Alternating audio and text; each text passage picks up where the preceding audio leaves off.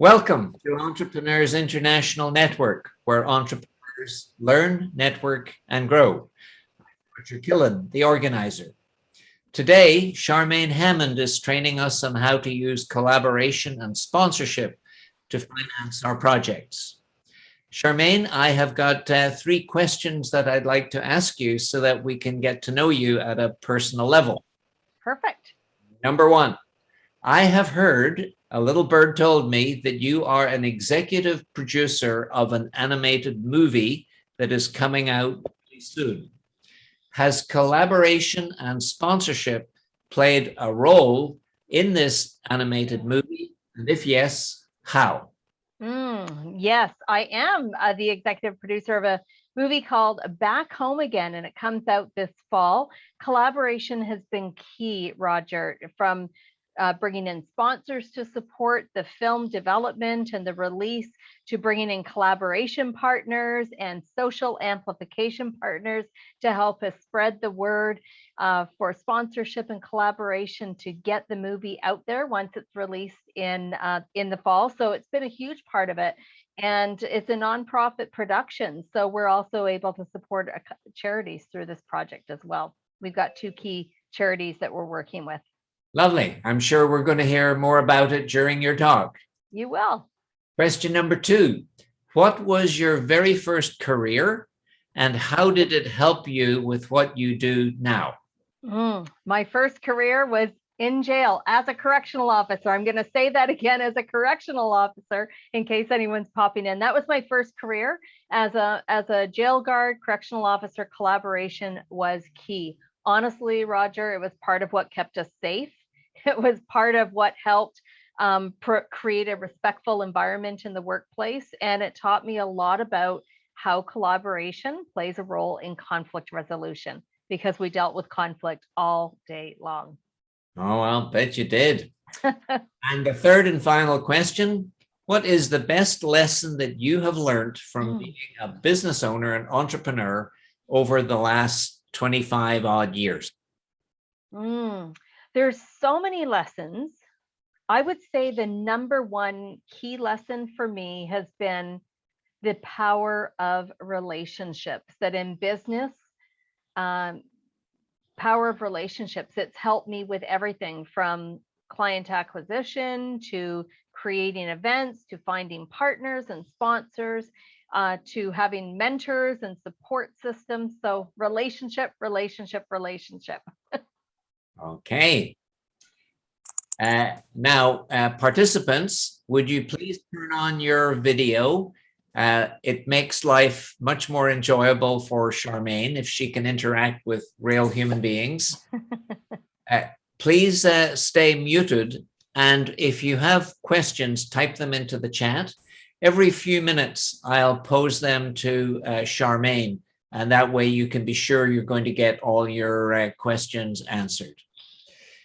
I'm going to be sending you a link to the recording of this talk in a few hours, but I nevertheless encourage you to take notes, because the very act of note-taking is going to increase what you absorb by as much as 30%. Charmaine, are you ready to knock our socks off? I am. I've got bare feet going on already. My socks are off.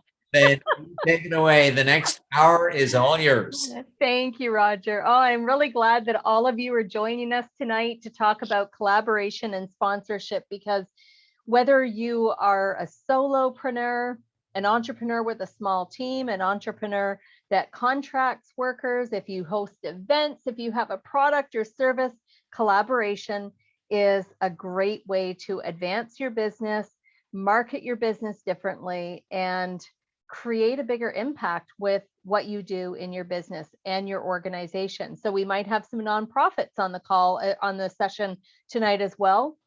Everything that we're talking about can apply to that arena as well. So you are in the right place if you're finding that in your organization or your business, you're not quite making the impact that you want to make, whether it's with your projects, with your initiatives, with your programs, services, events. You're in the right place if you're unsure about how collaboration could actually help you. Sometimes until we have a conversation about what collaboration and sponsorship is, we're not sure where it could fit into our model. And tonight I'm going to explain that to you. And you're also in the right place if you're not sure who to contact, what to say when you find the contact person, and how to land the yes. And we're going to be going through this. In fact, I'm going to share a model that we use at my company, Raise a Dream. And it works. It's a model that takes you through collaboration from start to finish. And we hear from our clients all the time that once they are familiar with this model and they kind of etch it on the inside of their eyelids and understand how the flow works, they've started to think about relationships differently. They have different kind of conversations and they start to see opportunities exist that they maybe didn't notice before. So here's what I love about collaboration. Great things happen when you have a problem to solve, an opportunity that's created, or a need. And then you bring in some of these creative thinkers, that might be you, and you bring in passionate doers, people who are passionate about their product, their service, their initiative, their programs. And then you combine that with brand partners, companies, sponsors. Incredible things happen. This is how we start to form connections.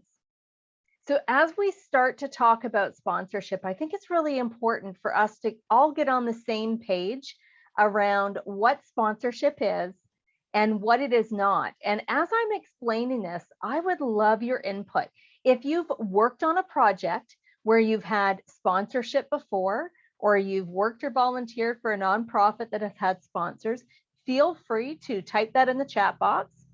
And Roger, you can flag me as comments are coming in or questions.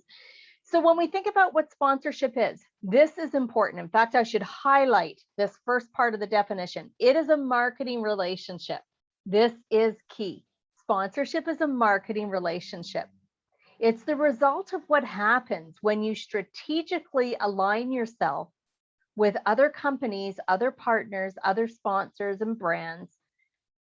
Sponsorship can come in a couple of forms. It can come in cash, which we all understand what that is, and it can also come in what we call in kind. And I'm going to talk about that a little bit now and then throughout tonight's class. So in kind sponsorship might be where you have a printer provide you with your printing in kind. I had a clothing sponsor. I had a hairstyle sponsor. In fact, that was one of my favorites because she also owned a spa. And I had all of my massages sponsored for me. We've had travel sponsors, so hotels. We've had meeting sponsors and event sponsors, like where the venue or the refreshments or the swag bags are sponsored, the meals. So those are the two kinds. And sometimes what you will find is a brand will do a combination. They will provide in-kind sponsorship and cash together. So sponsorship is a marketing relationship. That's key. It's not a handout. And the reason why I say this is that a lot of people think that going to a potential sponsor sort of feels weird. It feels like a handout. And what I know to be true is that if your mindset is that sponsorship is a handout, if that's what you're thinking, it's going to change the words that come out of your mouth. It's going to change how you frame your project. It could be coming from confidence when you see that it's a marketing relationship. But if we come from the place of feeling like it's a handout, we actually start to sound like we're coming from a place of scarcity. So really important to see this distinction. It's also not a loan. It's not something you pay back. It's not an investment. We do use the word investment in sponsorship. We might say something like, instead of saying the sponsorship fee or the value of the sponsorship, we might say the investment for the sponsorship, but it's not an investment as we always think about investments, and it's not free money. I see all the time on social media, people saying, oh, find sponsorship, it's free money. Nothing is free. Sponsors are actually expecting a return on investment or a return on impact. So Roger, was there any comments in there about, has anyone had the opportunity to have sponsors before? Well, there's a question and there's a couple of comments. The Perfect. question from Juvie Dexter is, can collaborators steal your ideas? Isn't that a great question? There's a number of ways to think about this. Depends on what your idea is. I do have friends who have very, I would say, trademarkable ideas, and they go through the process of protecting their ideas. Much of what I work on is not necessarily, I'm going to answer that question differently. So the first part is sometimes we do need to protect our ideas if it's something that's sort of a trademarkable idea. A lot of times what happens in collaboration is as you bring people together around an idea, a need, or an opportunity, bigger things are created. So an idea starts to take a new life or a new form. The question about can people take your or steal your ideas, that this is one of the critical pieces. And I'm so glad you asked that early on, because whenever we collaborate with people, we've got to choose the right fit partners. So I have seen collaborations. Roger, I know you've worked with so many entrepreneurs over the years. You've seen this too, where people pick maybe a really dear friend to collaborate with because they're great friends, they trust each other, they have a relationship, and then something goes sideways. Somebody gets too busy, the project doesn't get launched, noses get out of joint, and a good friendship ends. Or sometimes when we choose the wrong fit partner, so that's, could have been a right fit, you're friends already, but there may not have been an agreement around how you work together. The other challenge that I see with collaboration, is that sometimes people choose the wrong fit. There's no value alignment. And that's where things can kind of go off the trail. And that's where sometimes we feel like more and more we want to protect our idea or our project. So it's kind of a big question. I hope that answered it. Great question. Jillian has been a sponsor. Neil was the president of a professional association with a good sponsorship program. And Anita worked with the Homeless Children's Education Fund in Pittsburgh. And they had incredible sponsorship relationships. And Katrina have had sponsors at her events before and has been a sponsor of events. I also have a nonprofit client who does counseling, who has gotten in-kind sponsors and financial sponsors. She even got a big RV donated for counseling sessions on the go. I know somebody else who got a big RV donated. Yes, you do, Roger. Awesome. So we've got some neat experiences here. When we think about collaboration, a couple things I want to plant in your mind right now. We've talked about the importance of choosing partners, collaboration partners that are shared in terms of the value alignment. It's also important to find partners that share a similar or the same audience or target audience. That kind of helps tighten that fit a little bit. What's really critical in collaboration is to spend time building the relationship. In fact, I would go as far to say that in projects where I've collaborated on, so for example, a committee coming together to do a project or me collaborating with one other individual, I've learned through trial and error that if you don't spell out the expectations that you have of each other, especially if you have a prior relationship like a friendship or you've worked on other projects, often what happens is that people don't take the time to put the agreement, their collaboration agreement, into writing. And when things go sideways, the relationship is lost. So if anyone's looking for a template on a collaboration template, just find me on social media, LinkedIn, however you want to find me. I know Roger will give you my email address at some point as well. And just let me know that you want a copy of the collaboration agreement, and I'll send it to you, Roger, as well, so that you have it.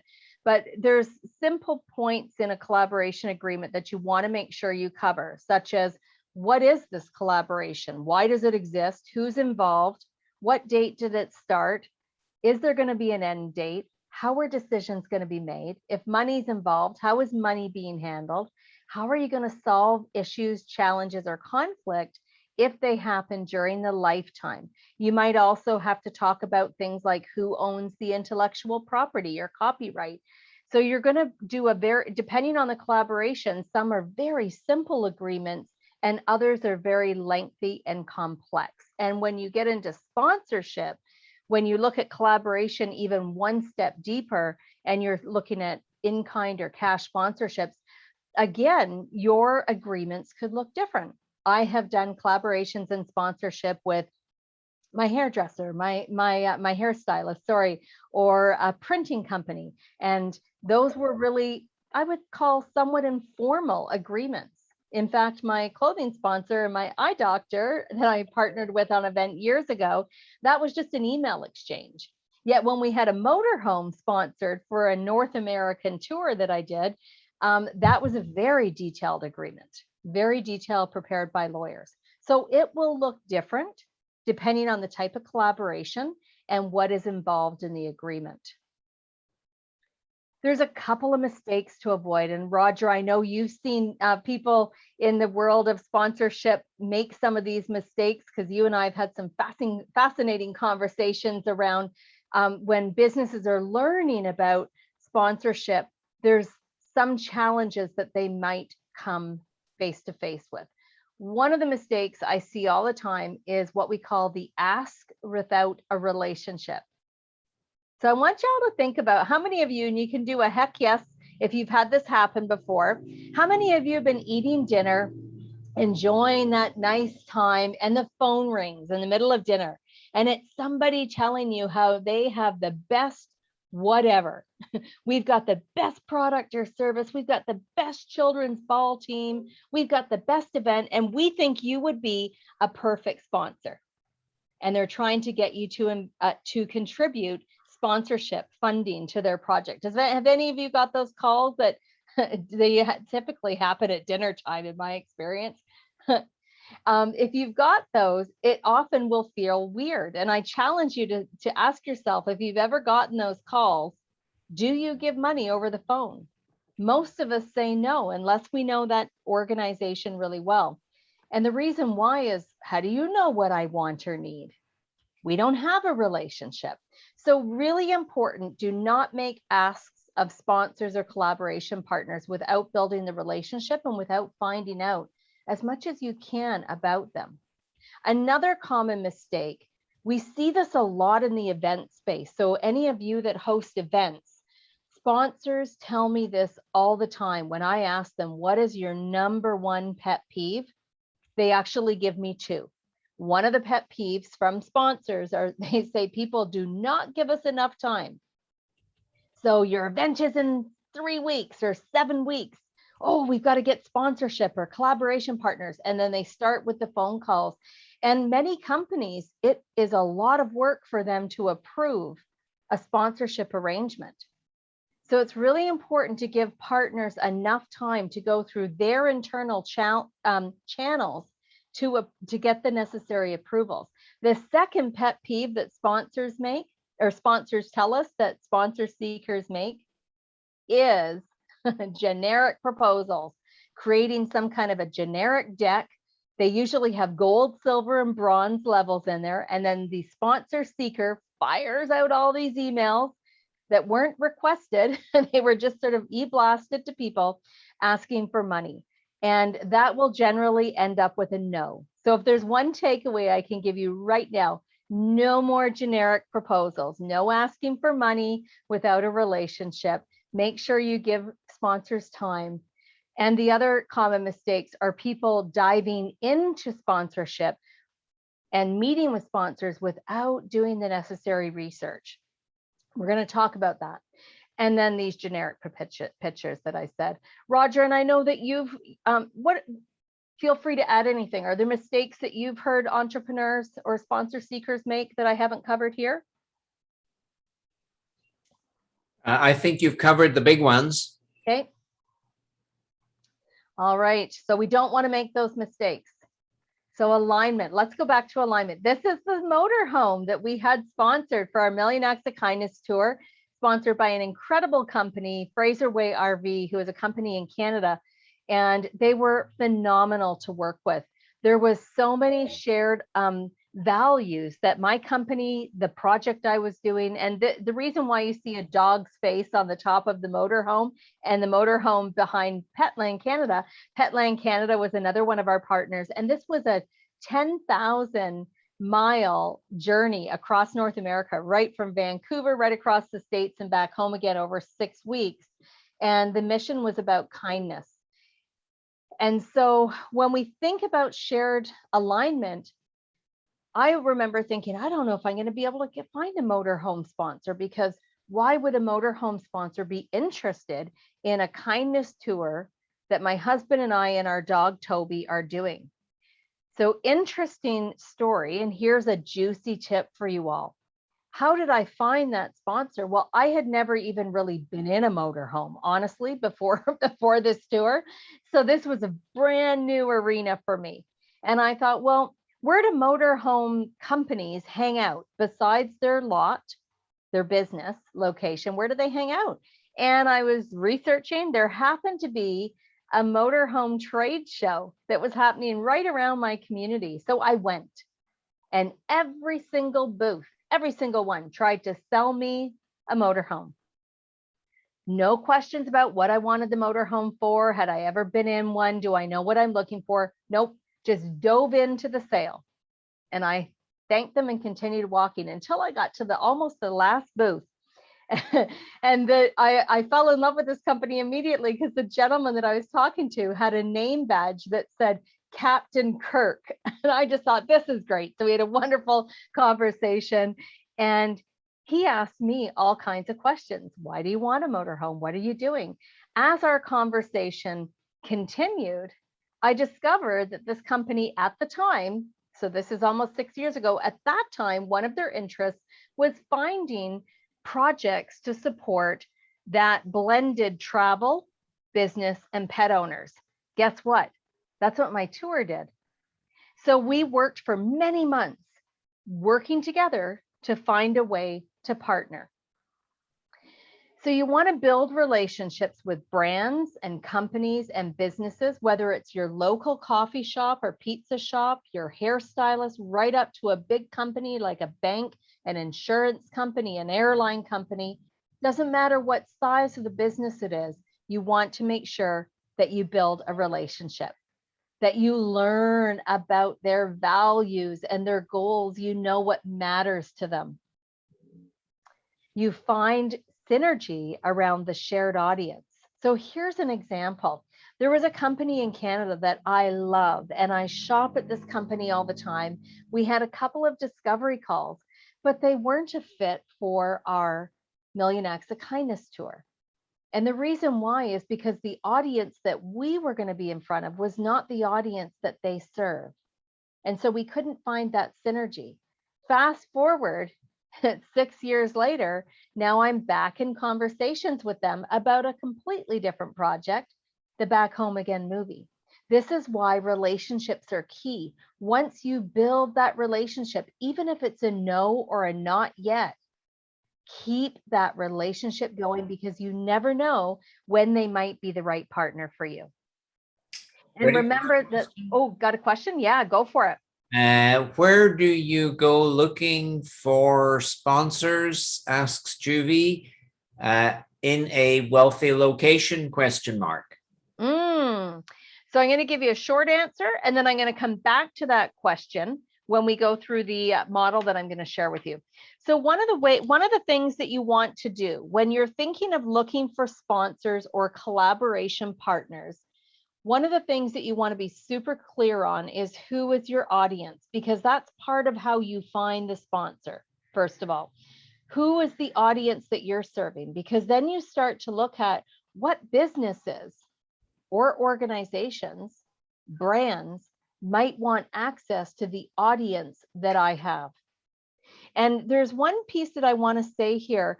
Some of the best sponsorships that I've ever had in my life for my business, for my projects, have not been cash sponsorships. So a lot of times sponsor seekers focus solely on wealth or really high level cash sponsorships. But I've done so many projects where the sponsorship that the sponsor is providing in kind far outweighed the value and impact on our project than a check would have cut. So really important to think about it holistically. So where do you find them? Back to the question. Once you know clearly who your target audience is, you can start searching for potential partners and sponsors by good old-fashioned Google research. So you might go in and do a search on the company name that you're interested in if you already know, and then the word sponsorship or corporate social responsibility or community investment or public relations. This is how you start finding. The other thing you can do, back to the question, is you can go into good old-fashioned Google research and type in something like sponsors for, and then you type in what it is that you're looking for sponsorships for. So for example, one of our clients was looking for sponsorship for a women's holistic health retreat that she was doing. So that's what she Google searched. Companies in Canada, she happened to be in Canada, companies in Canada, wellness retreats, spiritual retreat. She put in all these search terms and she started to see some of the same companies showing up that have sponsored events sort of like hers and sort of in the audience that she was serving. And that's where she started. Any other questions there, Roger? No further. Julian is saying, I'm not sure if it's a question or not. Anyway, Julian has written, looking brand collaborators to match concierge home care services, question mark. Okay, I'll need some more information on that one. If you can give me a few more details on that, and then I'll check in with you, Roger, on that, because I'll just need a little bit more information to understand the question better. Julian, would you like to unmute and verbalize your question? Oh, yes. Hi. Hi, thanks for asking this. I'm intrigued. Tell me more. Okay, well, I have a concierge post-surgery care business here in Atlanta. And so I'm very much about the mind-body connection of mental health and emotional health. And so I would love to collaborate with someone on a brand level where if I wear their clothing, it's a switch with them, you know, advertising my business where it doesn't have to be money exchange, but that we're promoting each other's business. Yes, beautiful. Thank you for that. That's great clarity. Now, quick question, who's your audience? Well, 25 to 50. Perfect. I love that you gave it. See, and is it women, men and women? Men and women working professionals. Okay, so see how we're diving deeper? This is a great example of drilling down a little bit deeper on who is your audience. So we now know 25 to, what was the top end? Was it 50? Yes. Okay, 25 to 50-year-old men and women, and they're professionals. So see how you've narrowed that down.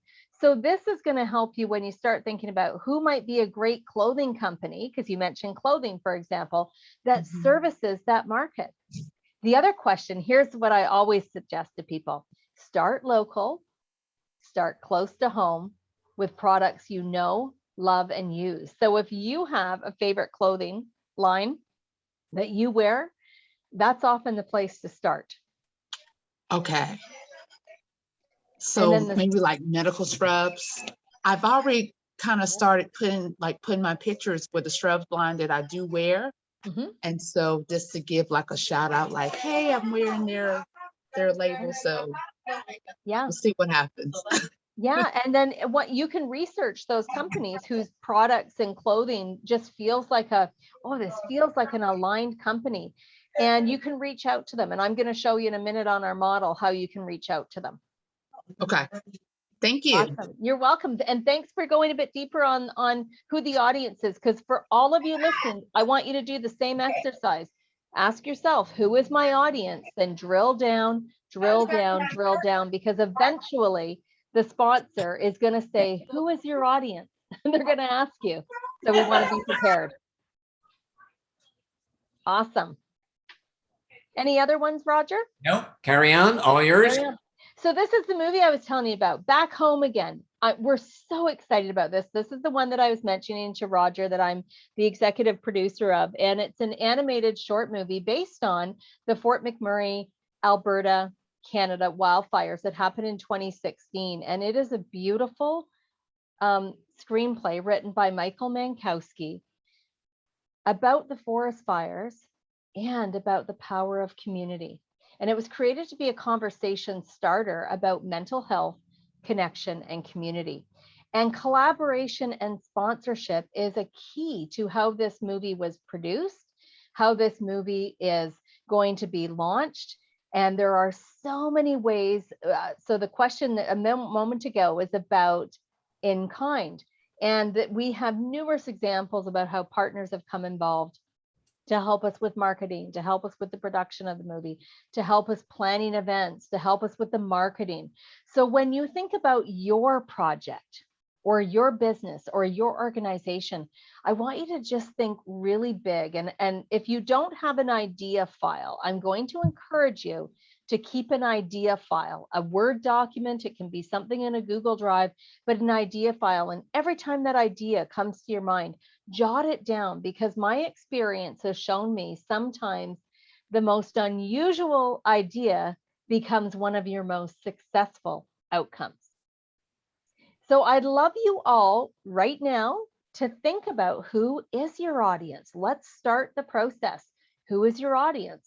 Jot it down or type it in the chat box. If you know who your audience is, write it down, keep this, but you really want to start describing who your audience is. Because if a sponsor, we're going to jump ahead way to in a model that I'm going to share with you in a minute, but often a sponsor will say to you something like, who's the end user of this product, or who is the audience that your project is going to serve?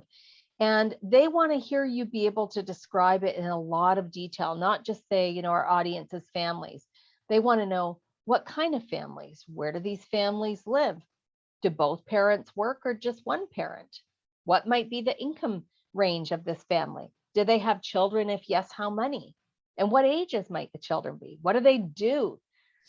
And so you really want to drill down. And this is the homework I really want you to stick with. I'm happy to look at who your audience is. You can find me on social media and message me. I do all my own social media, so it's me answering it. Be clear, be specific. All right, so now we're going to do a bit of an exercise. I'm going to put you all to work. We're going to do some work in the chat box. The question is, what could be sponsored? So we just heard a great question, and one of the items that could be sponsored is clothing. Roger, I know you've done so much incredible work in sponsorship and with the events that you've done over the years. Can you give us a couple of ideas of things you might have had sponsored for projects you've worked on? The best example I can use is TEDx Stanley Park, where we had a financial institution provide money. We had an airline provide airline seats. The airline allowed us to leverage into the hospitality industry with dinners and hotel accommodation. And I've just scratched the surface. I think we ended up one year with 40 gifts that we had to raffle off. Wow. Because there were so many sponsors willing to give us something worth a couple of $100. Wow. Wow.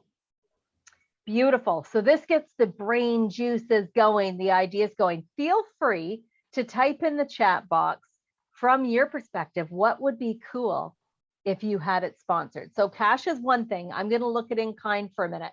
And the reason, which is what, Roger, you talked about some incredible in kind sponsorships that you had for that event. The reason I bring in kind up, and Roger totally gets this, we've had some amazing conversations over the years. Starting with in kind sponsorship allows you to continue to build the relationship with the sponsor. And often sponsors will come to the table with a variety of things that they can help you with. So I would love to hear from you in the chat box. What could be sponsored? So you've heard a couple of ideas from Roger. I've had hairstyles sponsored, clothing, accessories, travel, printing, media, social media support, platforms that we use, technology, motorhome, hotel rooms, the list goes on. What would be cool for you if you had it sponsored? And I'll get you to read some of those out, Roger, as they come up. A hospital, translation services. Ooh. Let's see. promote you on their blog, Yes. design services. I would think about both event-based sponsorship, but also day-to-day operations. Nice. Nice. That's all we've got thus far. Right. You can keep them coming, folks, as the ideas come to your mind. The other- Wheelchair, hoist, Oh, back braces, orthopedic supports, yep. mobility aids, therapy service. Fantastic. Creative group you've brought together tonight, Roger. Home care services, free golf. The ones I particularly like are things that sponsors can donate that don't cost them anything, but which are perceived by the recipient to have high value. Yes. For example, an empty airline seat, when that is sponsored, that has a high value to the recipient, and really the airplane knows it's going to fly that route on that day half empty, so it costs the airline nothing. Yeah. Well, and it's so interesting when you're talking about this in kind, and these are great conversations to have. The model that I show you in just a minute will show you how to have these conversations. And one thing that I learned about the motorhome sponsorship, I was thinking, oh, we're going at a time where it's not really high vacation time. It will be easy to find a sponsor. That was my assumption. I was very wrong. And once I started talking to different motorhome companies, what I learned is it's, even though there's motorhomes on the lot, the cost to the company to give a motorhome for a week or 7 weeks in our case was significant because it depreciated dramatically in that time. It was 7 to 8 weeks less revenue that a company could earn on that. So that was such powerful learning for me going into these discovery calls that I'd made an assumption that it's there, it's not being used, it's low time, until I learned the perspective from them. So this is where the questions that I'm going to teach you in a minute come in so handy. You also want to know your value and impact that you can offer a sponsor, because sponsorship and collaboration is a two-way street. You are helping that sponsor or collaboration partner, and they are helping you. So here's another opportunity for input, and you can write this in the chat box. What are some of the things that you could do to recognize the sponsor? Now, in a minute, I'm going to tell you that they may not find value in what you have to offer. For example, I was telling one sponsor that we would put their logo all over the motorhome. I was thinking that had huge value. And the company said two things that taught me a powerful lesson. He said, first of all, Charmaine, our logo on your motorhome has zero value to us. It's lovely that you want to do that. We don't see that as a return on investment or return on impact. Has zero value because our logo doesn't say who we are and what we do.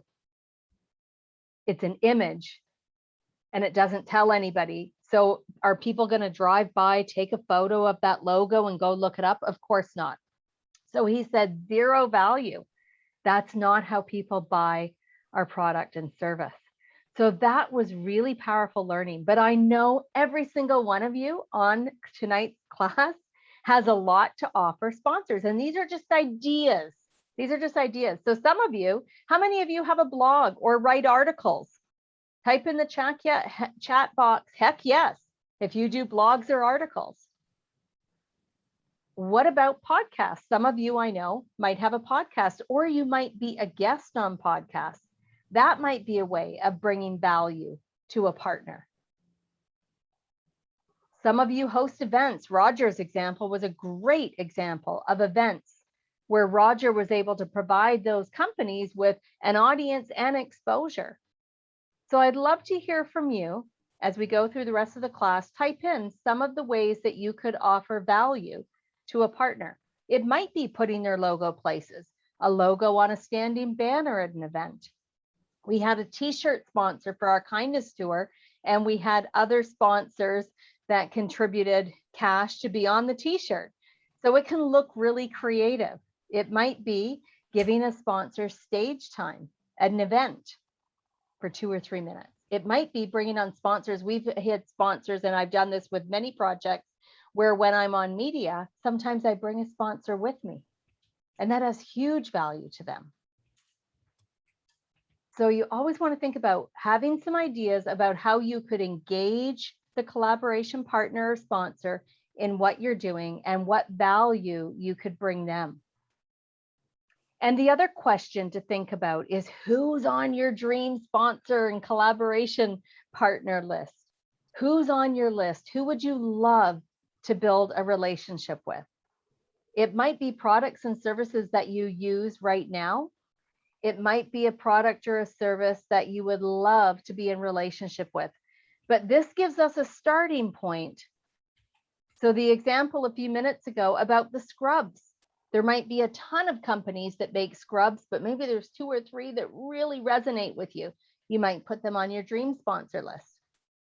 I have an airline company that's on my dream sponsor list and has been for about 10 years, and we're now in conversations with them. Putting them on your dream list allows you to have that front of mind, top of mind when you're meeting people at events like this and networking events. So this is another list that you'll create and you keep adding to. So I promised you the model to show you how this actually works. The Razer Dream 7-step model for collaboration and sponsorship, you can see on the screen that it involves 2 key things: follow-up, relationship building. This is what supports collaborations in being strong, working well together, creating the results you wanted to create, serving the people that you work with or for. So follow-up and relationship building is key. I was talking to a sponsor of a fairly large national company a couple weeks ago, and she was apologizing because I had sent about 5 emails and LinkedIn messages, and I was well beyond my, I feel like I'm stalking you. I was really uncomfortable, but I know she wanted to talk to us, so I kept persisting. And I apologize for emailing yet again on the last email. And she said, Charmaine, thank you so much for persisting. I want you to know it's not a no until we say it's a no. And I appreciate you not giving up, because most sponsor seekers give up after email or phone call number 2. And she said, my experience has shown me that it's going to take 7 to 9 attempts to get me on a phone call. Whew. So that was powerful learning. It's not a no till I tell you it's a no. It's not a no till I tell you to go away, is what she said. So you can persist with respect. So the first step in the model is we have to identify and research our sponsor. I've already got you into this model right now because I've asked you to identify your dream sponsors, and I've asked you to identify what could be really helpful if it were sponsored. So you've started the process already. Now, on your list, we need to research them. This is going to help us build confidence and credibility when we eventually get into step 3, that discovery call. Identifying and researching is critical because it'll help you feel that even though you're talking to a stranger, it doesn't feel as awkward. So I'm going to go through this model, then I'm going to focus on the first 3 steps, because without them, nothing else works in this model or any kind of sponsorship approach. So the second thing we do, so we identify the sponsor or collaboration partner and we research them. We get to know what matters to them, what their values are, their business model. We research as much as we can. Then we reach out and connect. This is where most organizations, entrepreneurs, and nonprofits stop. They get bogged down in research because that's fun and safe, and it feels like you're doing something. And then when you have to connect and reach out, this is where people say, I don't know who to contact, I don't know what to say, and I don't know what to do. So they stop. So I'm going to show you in just a minute what you say, what you do, and how you contact them. The third piece, and this is my favorite, one of my favorite parts of the model, is the discovery call. This is where you are spending time talking to that collaboration partner, learning about them, learning about where there could be some synergies to work together, for them to partner with you, collaborate with you, be a sponsor for your project. And generally, there will be a number of discovery calls. So with the motorhome, there were many discovery calls over about a 6-month period. So not every sponsorship is quick. A lot of people think I'm just going to make a phone call and then I get a yes or a no. That's not how it works. It might be if you're not a fit for them, but typically if there's a potential to work together in a collaborative way, you can't sort all of that out in a 25-minute phone call. Now you might be wondering, 25 minutes, that's all you get? These days, typically, discovery calls are 25 to 30 minutes. And it's so important that you take most of the time to learn about the sponsor. This is where the mistake is made by many sponsor seekers, that they spend most of that 30 minutes telling the sponsor all about themselves and the project. And the more that you do that, the closer you get to know. The more that you talk to the sponsor, that brand, that company, and get to know them, understand them, ask great questions, the closer you get to maybe. And that's the direction you want to go. The 4th, 5th, 6th, and 7th step in this model don't really happen without the first 3. Sometimes they'll ask you to submit a proposal. Many of my sponsorships, including the ones I'm working on with right now, they don't ask for a sponsorship proposal because I'm co-creating our working togetherness with them. Sometimes there's an agreement or a contract to formalize how you're going to work together, how you're going to collaborate, or if it's sponsorship, what the sponsorship might look like. Then we've got to fulfill, we've got to deliver. And I believe in over-delivering in a way that's possible and feasible for you. Keeping your commitments, thanking them, and never stop thanking them, never stop recognizing them. Stay in relationship with them. So let's go to the research. Back to step number 1, I'm going to give you the tangibles. Everybody's going to choose one of their dream sponsors. And then what you're going to do is you're going to go and research their website. Pay attention to press releases, media that they've had, videos. And you're not just learning about the company here. You're learning about their client group. Pay attention to the images on their website, in their social media. Pay attention to words that they use repeatedly. I'm going to give you an example. One of the coffee shops I love in Western Canada is Waves Coffee House. And I love their website, Waves, W-A-V-E-S. And they are not a sponsor of mine. However, I love talking about them because they have a great example of a website that says so much. When you go on to Waves website, they use the word connection in every possible way. Connectedness, connecting, community connection, etc., etc. It tells me at first glance, this is a company that values relationship and connection. So you're researching them to learn. You're using LinkedIn. Now, if you're not using LinkedIn, you will want to be using LinkedIn. I do not cold email sponsors. I use LinkedIn as a way of connecting with sponsors. And that is bringing me the best results. People don't feel spammed. And in most cases, you can't find their email anyways. So LinkedIn will be your friend. I spend a lot of time on LinkedIn. And a lot of people say, do you have the paid version of LinkedIn? Right now, I do not. When I am actively seeking sponsors for projects, I upgrade to that next level of LinkedIn packages, and then I downgrade when I'm done. You don't need to be on a paid subscription to be able to do the research that's involved. So back to the model. We've identified the dream sponsors or collaboration partners. We've started to research them. This is preparing us to outreach to them. Step number 2, we're going to connect. We might be doing that through social media by following them. This does not mean go on to their social media and make a post about, I've got this great project, you be the perfect sponsor. Don't do that. You won't ever get on a call with them. You just want to love on your prospective partners. Go on and find a post that you like, comment on it. Just start to build the relationship indirectly. Go and start connecting with people from that company on LinkedIn. Don't mention sponsorship in that first LinkedIn connection request. You want to look at if you've got mutual connections, shared interests.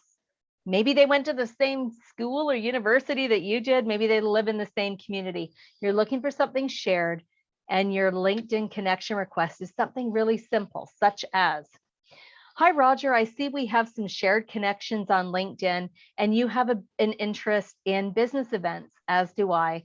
I'd love to stay in touch on LinkedIn and follow your posts. Charmaine, really simple. Or it could be something like I just said, and you add in, I'm working on some projects. There could be some synergy. Would love to stay connected on LinkedIn. You're not asking them for a phone call. You're just asking them to accept your LinkedIn connection request, because when they do, you can circle back in a couple of weeks and ask if there would be interest in getting in a call so that you can learn more about them. That's the goal of that first call. And the goal of that discovery call that you get on is to find out about them and get call number 2. That's the goal. Or you might discover quickly in that discovery call that they're not a potential partner for you, that maybe there's no synergy. Maybe they don't have the same audience as you. Maybe there's no fit, and that's okay. The discovery call will help you identify that. So identify and research, connect, discovery call. These are the first 3 steps. And the questions that you want to ask, these are the ones I'm going to ask you to just memorize and practice in front of a mirror. Honestly, the questions I'm going to share with you, I want you to go in front of a mirror and practice them in front of a mirror. You're going to ask questions that start with who, what, where, when, why, and how in a discovery call. This gets that company talking about them, what they value, what's important to them, what their business goals are, who they're trying to get in front of, what's worked for them in past around sponsorship and what hasn't. On the Raise a Dream website, there are some incredible blogs that actually list out all kinds of questions on discovery calls, and I'll actually find those once the presentation's done. I'll find them and put the link in the chat box for you all. Charmaine, time for a question. Perfect. What value is it to have someone introduce you to the right contact at the right sponsor?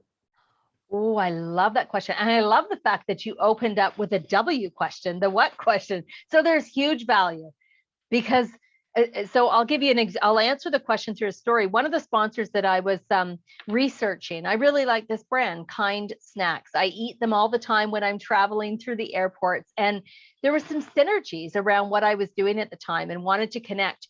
And I wasn't making a lot of headway, couldn't find the right person. When I went into LinkedIn and searched, I found 3 people, first degree connections, people that I know very, very well, who were all connected to this one person who, by the way, was in my own community. I didn't even know that they had an office where I lived at the time. So I phoned up these 3 individuals separately and told them that I was looking to deepen a relationship with this brand. I see they have a connection. Would they be willing to connect me? 2 of them said, Char, I don't even know how I'm connected to them. I must have met them somehow, or I don't know. I don't know them to connect you. The other person said, oh, I know this person very well. In fact, was just talking to them a couple of weeks ago, happy to connect you. And he did an email introduction. That got me on a phone call within 2 days. I had been trying this the hard way for 9 months. So yes, yes, yes, introductions can help you get in the right, get to the right people quicker. Now, I'm going to also answer that with sometimes it's hard to get to that right person or find the right person. And I had that with a couple of big brands. I couldn't find the right person to talk to, but I did connect with a couple of people from that company on LinkedIn and asked if I could get on a call with them because I had some questions about their business. And they hopped on, and I said, I'm looking to speak to, after we had a conversation about their business, I said, I'm looking to speak to someone in the marketing department, in the sponsorship department. And she said, that's not me. And I said, I was aware of that when we set the call, but I really wanted to understand your company. And now that I understand your company, I'm thinking there could be some opportunities for me to collaborate. And I'd love to be able to talk to that person. Because I spent time researching the person I was on the call with, she was happy to introduce me to the head of sponsorship in our company. So it can also help you get your foot into the door with the right person through those introductions. Question from Maria. What kind of sponsors can you get as a realtor? Oh, I've worked with some realtors before. So I've had realtors tell me about sponsorship they have secured for media, marketing. I had a realtor share that they had a photography sponsor who did all the photography and all the videography for them. Another realtor, I was at a networking group actually. Roger, it might have been one of your events. It was a live event and it was in Vancouver. So I'm thinking it must have been yours. And talking to a realtor who actually had a sponsor for events. So a big part of how this realtor got business was through networking and referrals and by meeting people and building relationships. So he used to host events and he had a venue, refreshment. I think they had wine or cocktails there at the event. And there was one other thing. I think it was social media or graphic design. I can't remember which, but he sort of had several sponsors that he was working with for a very long time.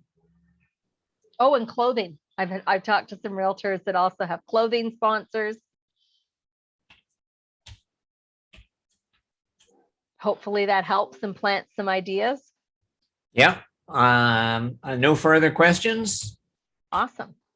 So when we get into those discovery calls I mentioned earlier, sometimes when we're reaching out to a potential collaboration partner or even a sponsor, we're nervous. We don't know what to say. Here's what I know. You've researched them. You can create so many questions for them just by what you saw on their website, social media, videos, or in press releases. Think of the discovery call as a conversation. One of the sponsors I worked with on a couple of projects gave me some great advice early on. She said, because I was actually a little nervous on this call because it was a really important relationship that I've been working on for a long time. And the people that I was talking to, left for other jobs. So I was constantly starting over with this company and I finally got the right person and I really wanted it to go well. So I think I was a little bit nervous. And she noticed that and she said, Charmaine, this is my job.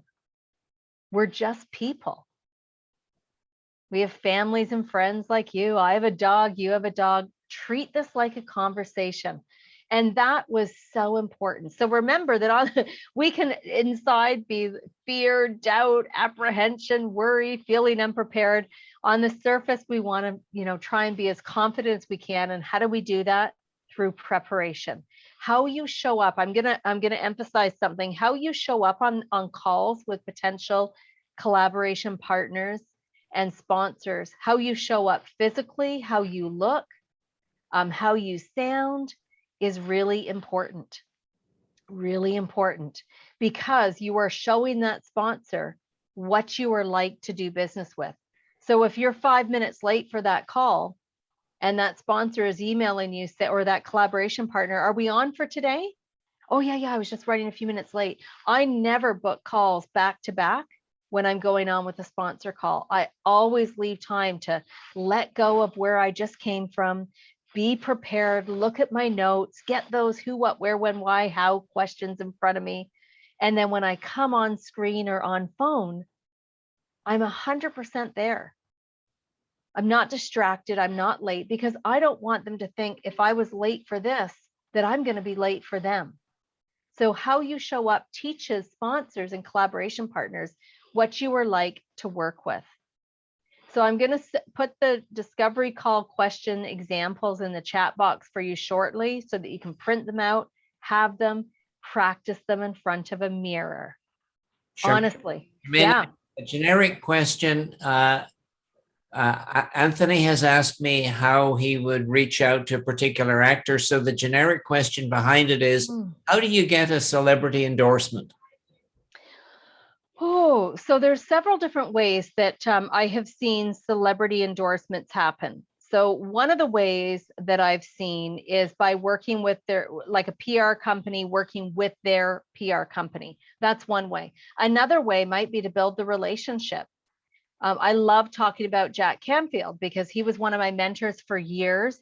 I was in his Success Principle training program, and he challenged me about, I don't know, almost 15 years ago now, in one of the workshops he was in, and to write our big BHAG, big, hairy, audacious goal. And mine was to write a book. I had no idea what I'd write about or when I'd write it, but that was what I wrote down.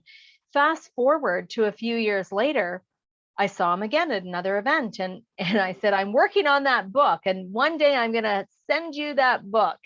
And then he was teaching that day the success principles, and one of them was the ask.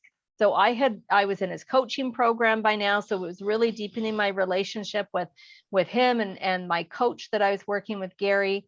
And then when I wrote my book, I really wanted to have a quote from Jack Canfield. And it took me weeks to muster up my confidence. And Chris said, Shar, my husband, Chris said, Shar, he taught you about the ask. You've built the relationship. All you can do is ask, because if you don't ask, it's always a no. So my point in sharing this story is that, Jack Canfield for me was just such an important endorsement of my book. He provided a quote on my book. And then on my next book, he actually wrote the foreword. How did that happen? By a long-term relationship building. Other people have gotten celebrity endorsements by hiring a PR company to work with the agent or the PR company that celebrity works with. Another example was I was recently on a workshop and there was a photographer that was really wanting to work with a particular celebrity and a particular company that produces cameras. I think it was Canon was on his dream list. And he uses Canon, has been using Canon for years, and was putting these images up on Twitter and Instagram and Pinterest and wherever else. And he would always hashtag Canon. And he would provide a little scenario, what was behind that photo, what was in his mind when he took that photo. And then a couple of times he put out on his post, I would love to be able to photograph this particular individual. So anyways, that sponsor apparently approached him. The camera company approached him because of the work he'd been doing, being a champion for them for 2 years, as the story was told with me. And eventually, when they became a partner, they were able to help bring this celebrity in. So there's many different ways.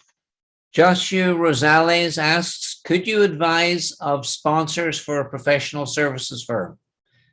And what kind of professional services? Because there will be different sponsors. Accounting and financial consulting. So financial consulting and was it accounting? Yes. Okay. So again, what you want to do is go back to the audience. So because in accounting, some accounting firms deal specifically with small businesses or with families or with large industry. So you really want to get clear on who your target audience is and who the target audience is for that. Now, I should actually clarification. Is the person asking in the financial services and accounting, or are you looking to get partners in that industry? Joshua Rosales, maybe you'd like to unmute and answer Charmaine's question. Great question. Charmaine, could you start moving towards closing comments? You betcha. So the point I want to make with you is that sponsorship takes a little bit of time. It's so worth the time, folks. I have just met so many incredible people and had so many partners that I've worked with over and over and over again. But it happens because of being clear on your audience, knowing who you want to work with, knowing what you might have to offer, being willing to put in the time, a little bit of time to research them, stepping into your confidence and connecting with them, and then getting on a call. Are there no's? Yes, there are no's in sponsorship. Are there yeses? There sure are. So the model works. I really want to challenge all of you to step into practice by doing some of the homework exercises that I've talked about tonight. And on our website, I do want to say that on Raise a Dream's website, there is a free ebook that you can download right on the homepage that walks you through these steps and the conversation that we've been having tonight on a much deeper level. Because here's what I know. When people have big dreams to raise, when people have projects that need to be shared, when people have programs and services that can make a difference in the world, you can make a far bigger difference and impact more people when you work with others, when you collaborate, when you work with partners. So I really encourage you to step into action today. Just start with one of those lists so that you start working on sponsorship and collaboration. The faster you do that, the faster you are to a maybe or a yes. Thank you. Charmaine, I'm being, the lady wants to share the ebook. Is that one of the links you've given me? Yes, on Raise a Dream. And I'll show you, let me screen share for 1 second, then I'll show you what it looks like on the website so that you don't have to search. So if you go on to Raise a Dream's website, which is what I've got on the screen here, you'll notice that my new headshots will be, that I just got, will be happily received because I look a lot different there, don't I? Okay, here you go. Sponsorship. So this is the book that I was talking about. Also on the website, there is a, under the services tabs or solutions, if you go here, turn collaborations into cash. It's the third one down under the solutions page. That actually is a recording that Rebecca, my amazing business partner, and I did around how do you take a collaboration that you've got and move it into another type of relationship, into a sponsorship arrangement. So that one is a free video training that you can watch as well. Great. Charmaine, you've just given us a whole ton of wonderful information. And now, of course, the challenge is to do it. Yes. I can understand people's reluctance at picking up that phone and when they have to make the discovery call. It's just one of those things we got to get over, and we're entrepreneurs, so we can. Exactly. Charmaine, thank you so much for sharing this these gems of information. They are very much appreciated. You've managed to retain 90% of the people who began this journey with you. So congratulations on doing that. Excellent. Thanks for sticking with me, everybody. I'm seeing the hands up. Thank you so much. Wonderful. You're welcome. Excellent. You're welcome. I can't wait to see what you all create. Message me on Facebook or social. I'm gonna email you. Tell me. Yes, tell me. I want to hear. I get inspired when I hear people working on You'll this. be inspired, all right. Love it.